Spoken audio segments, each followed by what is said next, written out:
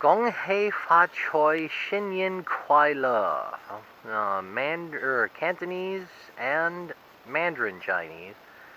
That means Happy New Year. Today is February 8th. It is the first day of the Chinese New Year on the lunar calendar. The year of the monkey. Well, I've been at this for just over a year. Over 1 year. May and I have been on this project for just over a year. And May's a healthcare worker, so she's an RN, so she's off to work today.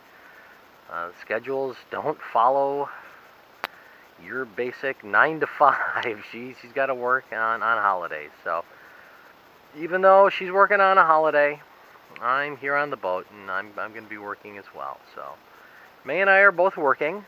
And she has a much more important job than I do, but right now I wanted to make a video, to wish everyone a very happy Chinese New Year, Year of the Monkey 2016, and that kind of go over, just kind of like a little review of the madness that May and I have experienced over this last year. So far, these solar panels have been doing great. I don't know if you can see that. You can see that even though it's February, because where we're facing right now is due south. That is due north. Look at that sky. There is not a cloud in that sky.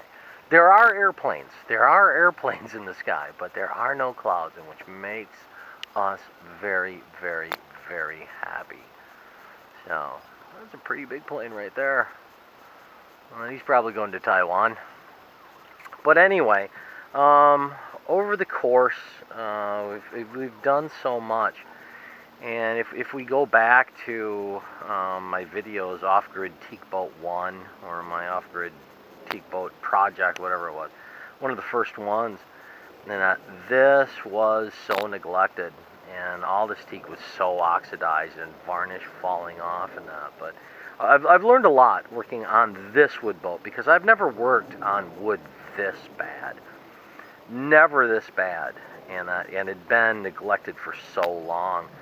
And I mean, I've learned that even though I sanded it down with 80 grit, down to 100 to 120 grit, etc., and we put in Silcoflex, but there are areas where oxidation, you can't get it all. You just got to come back, and you got to take your time. And even like this plug, this little plug, and you can see now this has got 6 coats of varnish over the top of it. But after 1 full year of our subtropical climate here in Hong Kong, the remaining oxidation comes through. So me and I are gonna have to go through and sand it. You can see that. That's right there. It's right on the edge. And again, we don't really touch that. So it's just... I've learned a lot. I've learned a lot about how wood, when it's so neglected, what you have to do. It's a better education for me. And even on these handrails, we got this area that's right up here. Let's come over here. As you can see, now again, this is not from rubbing and has gone down and it's exposed. It's actually that oxidation that was there in the wood is kind of coming out, is my only explanation. But again, I'll sand it back down, and then we'll get in a proper thinned coat, and we'll get like 6 more coats on it. But it was so bad, and we see what's coming through. And I've learned from falling on my face, and that's the thing. You can go and sand, but, if you're an expert and you've gone to uni and stuff like that, well, I didn't go to uni about wood. That's not mine. So I've learned. But it's better than when we started. When we first started, I mean, I could take my hand here and it just flaked all off.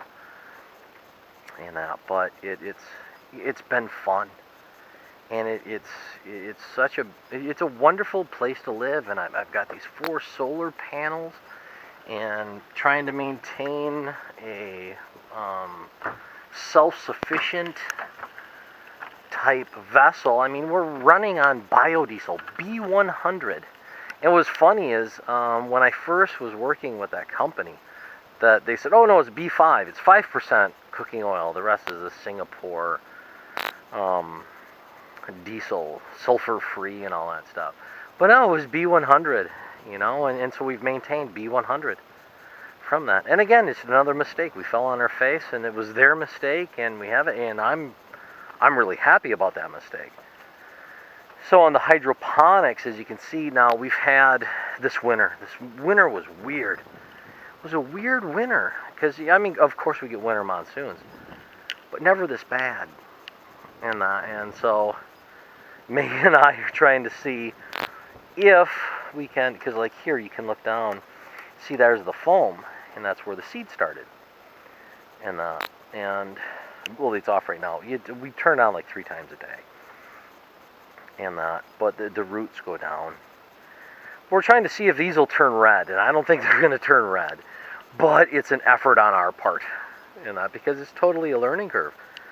I'm not a hydroponic farmer. I've never been. I'm not a farmer to begin with, nor is May. But anyway, on this self-contained tomato hydroponic system, that last winter monsoon that came through when it was like 2 degrees, we've kind of tied things up to see if they'll turn red. If they do, if they don't, doesn't matter. We went, and I had a video out here. The last video I put out was that we cleaned out this whole system, and all the lettuces, everything went to hell, because of the last winter monsoon. It was so cold. But now we just 2 nights ago, we had another monsoon come through, and again, we've got some seedlings here that are gonna make it, or they're not gonna make it. And I think a lot of them are not gonna make it. But it doesn't matter, because we've got like 72 seedlings that we've just started again, and we'll put them back in, because we're doing this all outside. And the Chinese New Year, if you go to mainland China, there we go, just turn back on. There we go, just turn back on. You can kind of hear it. And anyway, the Chinese New Year in Mandarin Chinese, it's called the Spring Festival. So today is the Spring Festival. So from this day, the nighttime temperatures start to keep rising, and it's just going to get warmer and warmer. So we'll be in the 20s during the daytime, and maybe 14, 15. And this is all Celsius that I'm talking about. So anyway, we'll bring back the system. Again, we've learned from falling on our face again. But it's been so much fun. And May and I are going to get 42 plants again. Lettuce, pak choi, choy som. The Chinese cabbages and the different lettuces, that's what this is all about, plus the basil. So we'll see how things go. And because of the temperatures now warming up, and we're thinking about, May and I have talked about this tank here that's on the port side, and we're going to turn this into a cucumber. So we're going to grow cucumbers on this side, tomatoes again on that side, and then again this will be the lettuce, cabbage, and that on that side. So it's, learning the hunk, because I never really paid attention to the weather when it comes to growing crops, And now, as you can see, there's my shadow in the way, but you can see, because we're facing due north, there's that shadow, so I'm not getting all of our power. But right now, it's like, 10 or 11 o'clock in the morning, and even though I have the shadow, I've still got almost 12 amps that are charging our battery bank right now. Which is very, very nice. So that's what's happening on that. We've learned over this last year about the hydroponics. I've learned about the wood and the oxidation. We've got some other things growing here. Right now, this area, we're trying to grow some basil. May has all kinds of stuff growing, and she's having fun doing it. But this little aloe plant was like this little teeny thing, but it's grown very well. Um, uh, Kind of going on towards the aft here. Um, if you look over here and this would on the starboard side, we've got this little rope that kind of goes onto it. But the last typhoon that we were in, what had happened is the rain, it was just torrential rains, and it was like a signal 3, so it wasn't like that bad. Oh, it's only signal 3. So I didn't take the outboard off, going, it's signal 3, is nothing to worry about. Well, anyway, the torrential rains that we had filled this up, and it actually sunk the dinghy, and it was underneath. The dinghy was underneath the diving platform. And so right now I've got another lower leg. I'm taking off the engines. See if I can kind of see down here. Here's the engine. I don't think it's fully seized, and because after that I put fresh fuel, because again it's a 2-cycle oil that you put in with the petrol and that. But it seems to be seized right now, so I've taken it apart. We're going to fix it and that. So these are the things that are going on.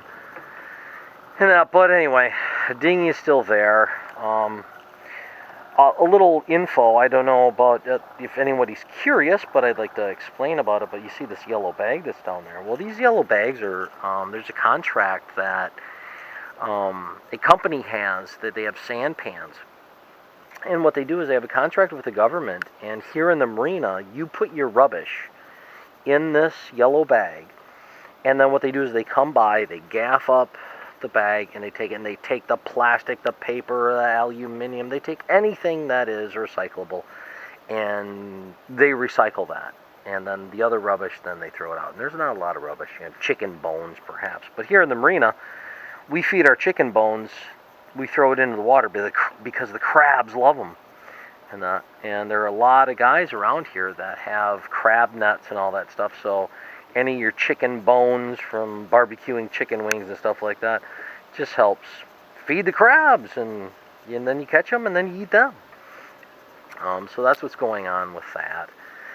The diving platform here now, as I had said, what I had learned about the oxidation of the wood and all of that. Now, I had sanded this down about a year ago, less than a year ago, this diving platform.